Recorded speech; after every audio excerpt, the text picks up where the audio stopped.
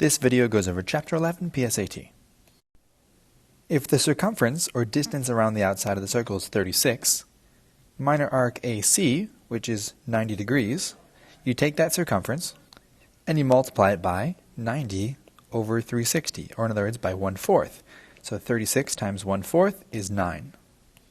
Here we have an equation of a circle. This tells us the center, 6, -5. And this tells us the radius is 4. So we know that PQ is a diameter of the circle, so the diameter is going to be 8, double that. To get 4, we took the square root of 16, by the way. And which one of these is a distance of 8 from 10, -5? Well, it turns out that 2, -5, the x-coordinates have a difference of 8. There's your answer. The length of this arc is 5 pi, and that represents 100 degrees. They ask about this arc, which is the remaining 260 degrees of the circle. We can set up a proportion. We could say 100 degrees is to 260 in the same way that 5 pi is to x pi. And if you cross multiply and divide, canceling out the pi's, you'll find the answer is 13 pi. If the circumference is 2 pi r and our radius is 1, then our circumference is 2 pi. So how many times does this go into 2 pi? Well, 3 of it gives you 1 pi, so 6 of it gives you 2 pi, so the answer is 1/6. What you're looking at there is pi over 3 divided by 2 pi. And simplify.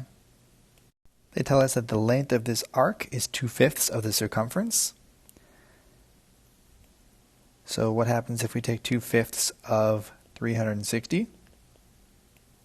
That's how we get 144 degrees. With a center 5, 7, that means we're looking at x minus 5, because it's the inverse, squared, plus y minus 7, because it's the inverse, squared. And if the radius is 2, then it equals 4. So we're looking at this one here. Next up, here's our graph, and we need to complete the square. So if we're looking at x squared minus 4x, you take half of that b value. Here b is -4. That's the coefficient in front of the x term. And you divide it by 2. So you get -2. You square it, and we're going to add that and subtract that. What this allows us to do is to condense this, and it becomes x minus 2 squared. And what's left over is this -4. We do the same thing here. We take y squared plus 6y plus, and since b here is equal to 6, we take that and we cut it in half, 3, and then we square it. So we're going to add 9 and subtract 9. So this tells us that y plus 3 squared is the same form as that, minus 9. So we have x minus 2 squared minus 4 plus y minus 3 squared minus 9, and then minus 24 is equal to 0. We're going to move all these numbers to the other side, and we get that x minus 2 squared plus y plus 3 squared is equal to 37. So the radius is the square root of the value over here, which is c. So if we think about the center as being 6, 3, this coordinate here, and the radius being 5, so that's a distance down here all the way around, not exactly to scale. How do we get this to move the whole circle so that the bottom of the circle is resting here on the x-axis? We have to move it up some. And to what value? Well, I guess the tricky part is that we're translating it downward, not upward. So in fact, we are not moving this bottom up, we are moving the top down.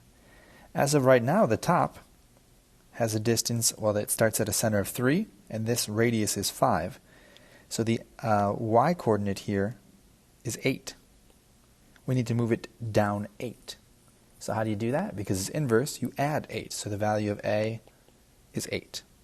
This one's a little tricky conceptually. Let's think about a coordinate grid and where the centers would be without this value of a.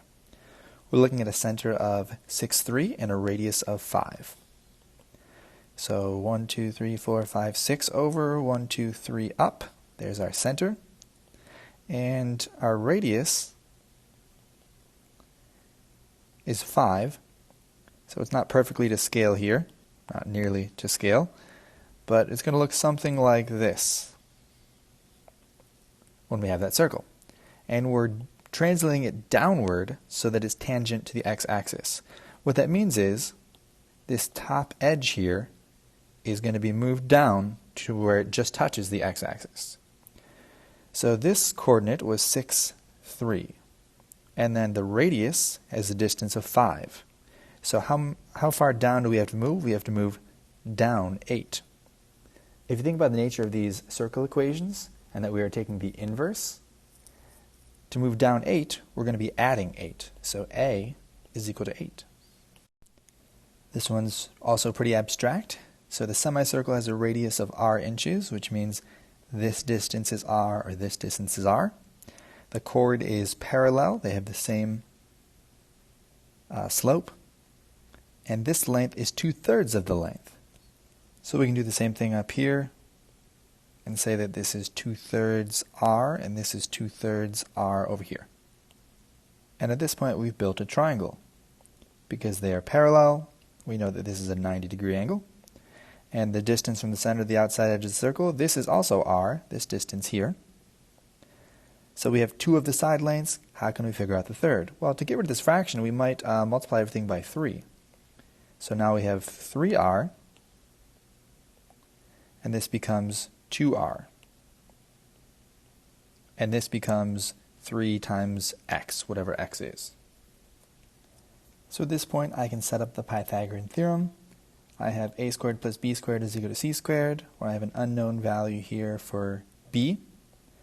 And that unknown value has to be 5r squared. If I square these, so I know that whatever 3x squared is, which turns out to be 9x squared, it has to be equal to 5r squared. I guess I could have carried this down as 9x squared. To solve for x, I'm going to divide by 9. I'm going to take the square root of both sides. And this is what I get. The square root of 5 divided by 3 multiplied by r, which was d. So if I look at x squared plus 4x, I take half of 4, that's 2. And I do plus 4 minus 4. And then for the y's, I take y squared minus 2y. I take half of that, negative 1. I square it, I get plus 1 minus 1. This allows me to take these perfect square trinomials and condense them a little bit.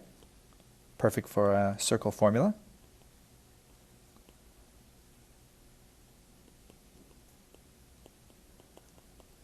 And if I move the 4 and the 1 over, in other words I'm adding 5, then I get that x plus 2 squared plus y minus 1 squared is equal to 4. The radius of the circle is the square root of 4, 2. Arc AB has a length of 3 pi, and I know that my radius is 5. So to find the radius of the entire circle, I can take 2 pi r, which is going to be 10 pi. So that's my circumference. Since I'm looking at 3 pi out of 10 pi, I'm looking at 30% of the entire circle. So I can multiply this by 360, and that'll tell me what my angle is. So 30% of 360 is 108. And there's your answer. 6, I do the same thing with completing the square. So x squared minus 6x, I take half of negative 6, I square it. So plus 9 minus 9. For the y's, y squared plus 8y, I take half of that, that's 4. So I take plus 16 and minus 16. This allows me to take perfect square trinomials and simplify them a little bit.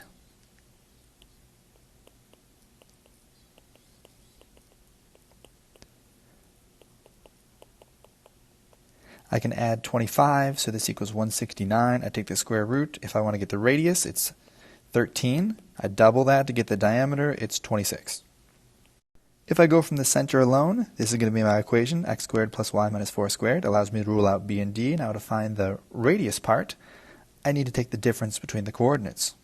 So consider my centers somewhere like here, and over here would be my other endpoint. So the difference in these, we have a distance of 1 and a distance of 4/3. To find the hypotenuse, it's going to be that c squared is equal to 1 squared plus 4/3 squared. So c squared is equal to 1 plus 16 over 9.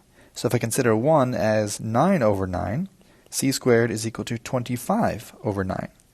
And that's actually what I use in my equation, is c squared. So 25 ninths goes right here. Because I can take the square root of that to get 5 ninths, but then in the equation, r squared belongs right there. Number 36, because these are tangent here, that means they're 90-degree angles, so 60 plus x has to equal 180. So this inside angle here is 120 degrees, and they tell me that the circumference of the entire circle is 96, so this is 1/3 of 96, so that's going to be 32. So if we think about radians compared to degrees, 180 degrees is equivalent to pi, so 360 degrees is equivalent to 2 pi.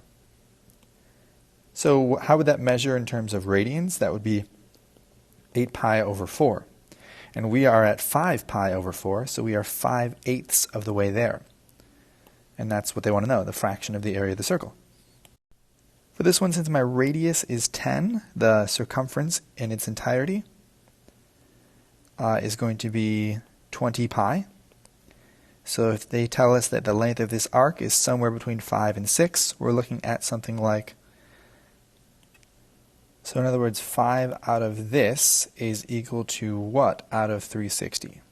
So 20 times 3, that's just a rough estimate because pi is a little over 3, would be 60. 5 over 60 would be 1 over 12. So if you take 1/12 of 360, we're looking at 30 degrees. And that's one of a whole bunch of different answers. That's how I would eyeball it, though, in terms of getting an approximation. Then you guess and check. I think 29 works, 31 works, a couple more in that range. So this one is a quadrilateral, so it turns out that these 1, 2, 3, 4 angles are all going to add up to 360 degrees. And also we know that if this arc is x degrees, then this one over here is x over 2, just because these 2 points touch on the circle and they meet over here. So what we're looking at is x over 2 plus 20 plus 20 plus, and this would be 360 minus x, is all equal to 360 degrees, the interior sum of a quadrilateral. If I simplify this a little bit, and maybe I'll double everything to get rid of the fraction, so I have x minus 2x is equal to negative 80. So negative x is equal to negative 80. X is equal to 80. So the length of arc ADB is 8 pi. That tells us that because it's a semicircle here, it's a diameter, that the length of this over here is 8 pi, so our circumference is equal to 16 pi, which means that our radius is equal to 8. X squared plus 20x plus, we take half of 20 is 10, so plus 100 minus 100. And then we have y squared plus 16y, half of y is 8, so plus 64 minus 64. This condenses to x plus 10 squared, y plus 8 squared, and these two remain and are moved to the other side. So we have 164 minus the 20. I'll rewrite everything a little bit down here. What are the coordinates of the center of the circle? Negative 10, 8. Or negative 10, negative 8, excuse me. I think I would probably start these by dividing everything by 2. So we end up with x squared minus 3x plus y squared plus y is equal to 22.5. And then I'm going to do the same complete the square activity. So this ends up becoming x squared minus 3x, and then we take half of that, which is going to be negative 1.5. And if we square that, we're going to see plus 2.25 and minus 2.25, allowing this to be x minus 1.5 squared minus 2.25, which goes over to the other side. And on the other side, we'll see y squared plus y. We take half of 1, which is 0.5, and we square it, and we get plus 0.25 minus 0.25. I'm just taking with decimals here. So y plus 0.5 squared, and this little bit carries on over to there. So 22.5 plus 2.5 or 2.25 plus a quarter gives you 25. If I take the square root of that, I get 5. So if we think about on the coordinate grid, this will be over here at negative 3, 1, and it has a radius of 5, so it'll look something like this, just as an approximation. If you consider this is here at negative 3, and this here is at 2, that's a distance of 5, D will never be inside the circle because the x-coordinate cannot be 3. So if this distance here is 16, and I wanted to cut that in half, I would have 8 and 8. I also know that my radius is 10. So I can draw this triangle here and figure out that this radius is 10. And 10 squared minus 8 squared gives me that this distance is 6. And there's my answer. K is equal to 6. An arc of a circle measures 2.4 radians, so let's look at 2.4 divided by 2 pi. We can multiply this by 360. And I think they actually accept either 138 or 137. It's really close, 137.50987808. So we're looking at 100 out of 360. We could simplify that into 10 out of 36 or 5 out of 8. Whoops. And there's our answer, 5/18. So it's a circle, passes through the origin, and then it has a radius of 10. So the only one that has a radius of 10 would have to have 100 over here, so these are not it. So what happens when I plug in 0, 0? Well, with this one, I have 25 plus 25 is not equal to 100. Okay, so for this one, I have 10 squared, which is 100, plus 100, that's not equal to 0. But if I square 5 root 2, that's 25 times 2, and that's 25 times 2. If I add those together, I get 100. D is the answer. The radius of 3, so that tells me that these two are wrong. The center is at 4, 2, so x minus 4 and y plus 2 is what I should see. There's your answer. Oh yeah, they have to be added.